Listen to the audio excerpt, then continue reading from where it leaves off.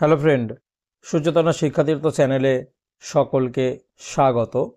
আজকে ক্লাসে আমরা আলোচনা করব ফিফথ সেম 2020 সালের ফিলোসফি জেনারেল ডিএসি A1 অর্থাৎ ইন্ডিয়ান অ্যান্ড ওয়েস্টার্ন এথিক্স যে পেপার রয়েছে তার এমসিকিউগুলো নিয়ে আমরা আজকের ক্লাসে এই প্রশ্নের এমসিকিউগুলো সব সলভ করে নেব। দেখো, ভিডিওটা শুরু করা যাক। দেখো, প্রথম যে এমসিকিউ প্রশ্ন ছিল সেটা হচ্ছে মানব জীবনের পুরুষার্থ কয়টি? ভারতীয় দর্শনে স্বীকৃত মানব জীবনে পুরুষার্থের সংখ্যা হচ্ছে 4টি। পরের প্রশ্ন, ভারতীয় নীতিশাস্ত্রে কোনটিকে পরম পুরুষার্থ বলা হয়েছে? মোক্ষকে। কোন ভারতীয় দর্শনকে জড়বাদী বলা হয়? চারবাক দর্শনকে। বৌদ্ধ দর্শনে প্রথম আর্য সত্যটি কি? দুঃখ আছে। তারপরে সম্যক কর্মান্ত হলো বুদ্ধদেবের অষ্টাঙ্গিক মার্গের অংশ। বেনথামের মতে নিয়ন্ত্রণ হলো 4টি।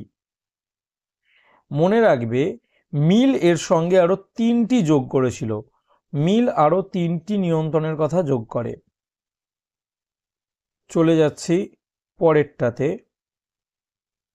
বেনথামের উল্লেখিত নৈতিক নিয়ন্ত্রণের সঙ্গে মিল যে আরেকটি নিয়ন্ত্রণ যোগ করেছেন সেটি কি? দেখো, 3টে যোগ করেছে, তার মধ্যে এখানে একটাই রয়েছে, সেটা হচ্ছে অভ্যন্তরীণ। আর এই 3টেই হচ্ছে বেনথামের উল্লেখ করা, রাজনৈতিক, সামাজিক, ধর্মীয়, এগুলো বেনথামেরই উল্লেখিত। অভ্যন্তরীণ বা আন্তর্নিয়ন্ত্রণটা মিল যোগ করেছেন। পরে কোন ভারতীয় দর্শনকে সুখবাদী বলা হয়? চারবাক দর্শন। সদিচ্ছাই কেবলমাত্র নিজে সৎ, এটি বলেছেন কান্ট।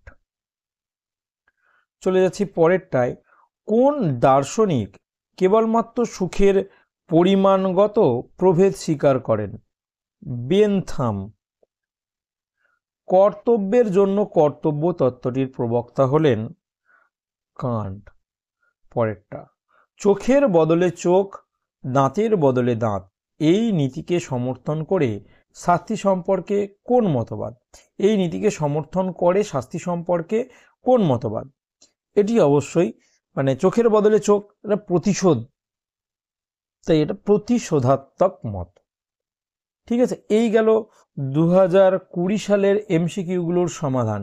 যদি ভিডিওটা ভালো লেগে থাকে অবশ্যই বন্ধুদের সাথে শেয়ার করো, যাতে বন্ধুরাও এই এমসিকিউগুলোর উত্তর সহজেই জানতে পারে।